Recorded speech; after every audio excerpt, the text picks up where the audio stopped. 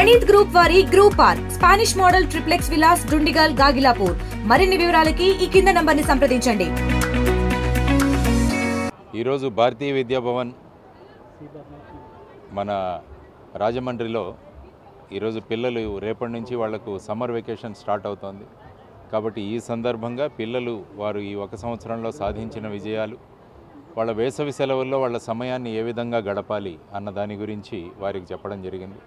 అందులో ముఖ్యంగా వాళ్ళకు నేను చెప్పింది ఏంటంటే వాళ్ళ memory power, right brain activation గురించి మాట్లాడాను. ఈరోజు దక్షిణ కొరియాలో పిల్లలందరూ కూడా రోజు 21 గుంజీళ్లు తీస్తారు.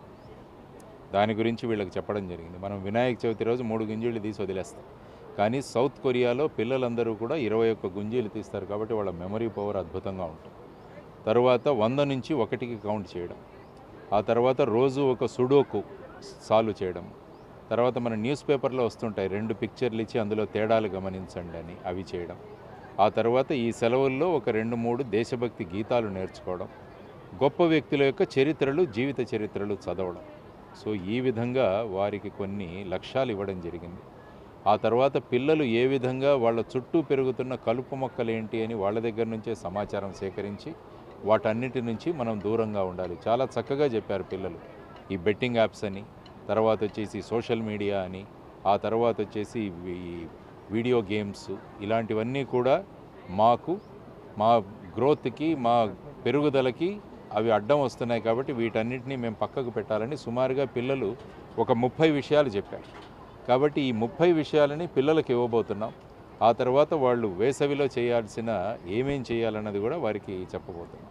కాబట్టి మీ ద్వారా, మీడియా ద్వారా నేను మిగతా అందరు విద్యార్థులకు కూడా కోరుకుంటున్నది ఏంటంటే ఈ సెలవులు ఎలా గడపాలన్నది ఒక ప్రణాళిక వేసుకో.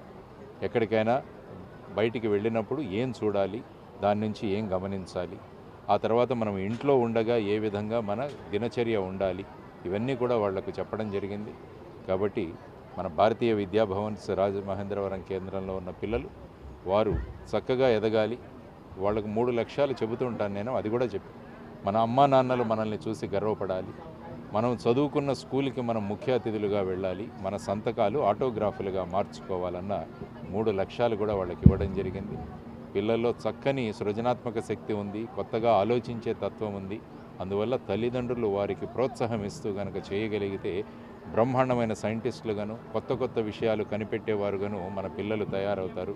కాబట్టి రొటీన్గా మార్క్స్, ర్యాంక్స్ వీటి గురించి కాకుండా వాటితో పాటు పిల్లలలో ఉన్న సృజనాత్మక శక్తిని కూడా పెంపొందించడానికి అటు పాఠశాలలు, ఇటు తల్లిదండ్రులు ప్రయత్నించిన రోజున భారతదేశానికి బ్రహ్మాండమైన భవిష్యత్తు ఉందని వారికి చెప్పడం జరిగింది. ఇది ప్రధానంగా విశ్వనాథరాజు గారు, ఆ తర్వాత ముంబై నుంచి లఖానీ గారు, వారు కూడా రావడం జరిగింది. వారి యొక్క అమూల్యమైన సందేశాన్ని వారికి ఇచ్చారు. అందరం కలిసి విద్యార్థులను చక్కని బాటల్లో తీసుకువెళ్ళి వారి ద్వారా దేశ ప్రగతికి మనం అందరం కూడా పాటుపడదామన్న సంకల్పంతో మనమంతా ముందుకు వెళ్ళాలన్నది ప్రధానంగా నేను కోరుకుంటున్న విషయం.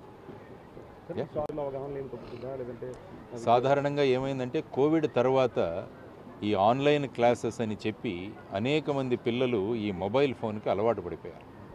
ఆ తర్వాత కోవిడ్ ముగిసి మనకు స్కూల్స్, కాలేజెస్ ప్రారంభమైనా కూడా మళ్ళా వీటిలో పిల్లలు మునిగిపోతున్నారు.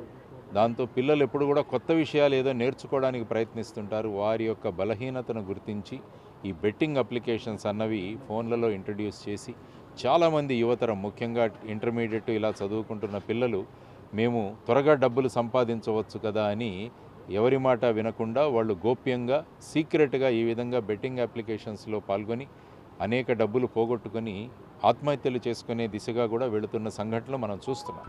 కాబట్టి పిల్లలు జాగ్రత్తగా ఉండదు. ఈ బెట్టింగ్ అప్లికేషన్స్ అన్నీ కూడా మిమ్మల్ని ముంచడానికి, మీ భవిష్యత్తును అంధకారం చేయడానికి మాత్రం ఉపయోగపడుతున్నాయి. అందువల్ల తల్లిదండ్రులు కూడా పిల్లలు ఈ విధంగా మొబైల్ ఫోన్స్ ఇవి ఉపయోగిస్తున్నప్పుడు ఏది ఉపయోగిస్తున్నారు అన్నది కూడా వాళ్ళ మీద ఒకసారి చూడండి.